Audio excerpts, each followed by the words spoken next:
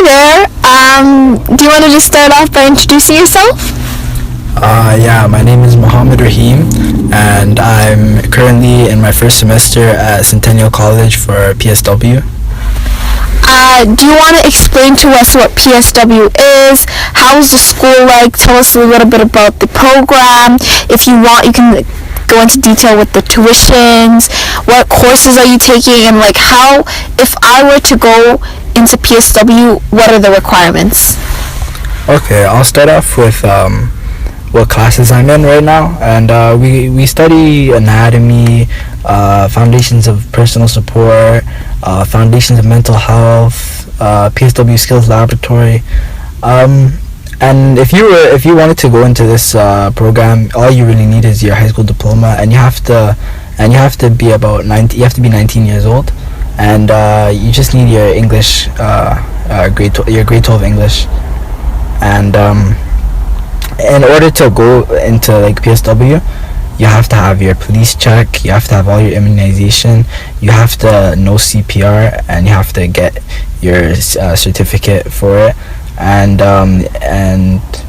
the tuition is close to roughly about $4,000.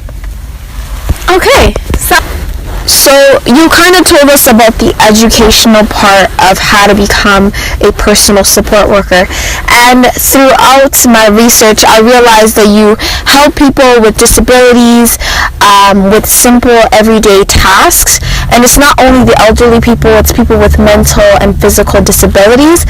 Can you just kind of explain more of the role of the PSW? What do you do on a daily basis? Well, there's a lot of different things that we would have to do for our patients.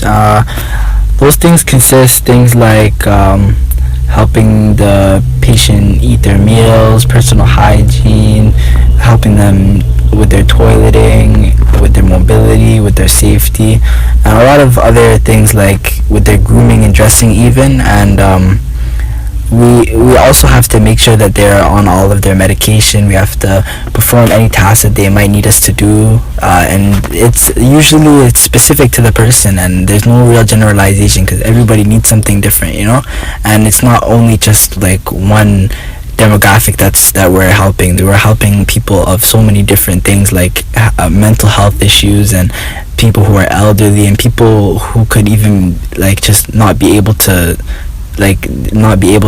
perform certain tasks for other reasons, and there's so many different diverse things that people could be going through that we need to.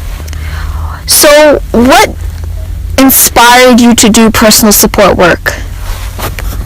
There's a lot of things that inspired me to do personal support work. I just really feel that it's important to connect with the people who are in need and all of them, because we don't want to keep them like sort of left out of society, and it's good to talk to them, and I learn a lot of things, especially from the older people, because they carry on a lot of traditions and culture, and they pass it down onto us young people, and I feel like that's really important in life, and to learn from the people who have a lot more experience than us, and I really feel like it's good to help others and to just live your life doing something that you know is beneficial to someone else.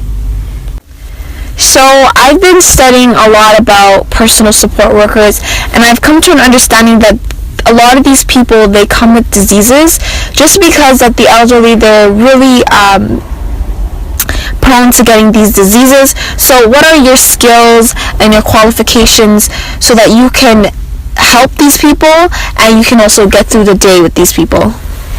Well, in the sense of going through the day with them, I try to stay very creative in making activities to keep us both happy and both doing something. And for the aspect of like for heart diseases and things like that, I have training in CPR and all those type of things, and if anything were to really go wrong, we obviously can call authorities or ambulance, but I also keep in like a good physical condition always in order to help them and be able to do anything that they're not able to do, because that is essentially what my job is. And yeah, I think those cover about most of the qualities that I really need for this job. And also especially I need to be able to connect with them and be able to like sustain their their emotional aspects and be able to cope with them and let them vent and let them talk and let them speak to me, because if there's no communication between us, then they just feel as if I'm just a worker. I'm not somebody who's there to really. Do you mind telling us the salary with PSWs?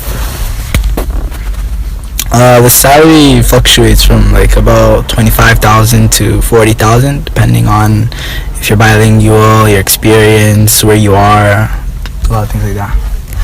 And with that being said, do you think that is an appropriate salary for this profession?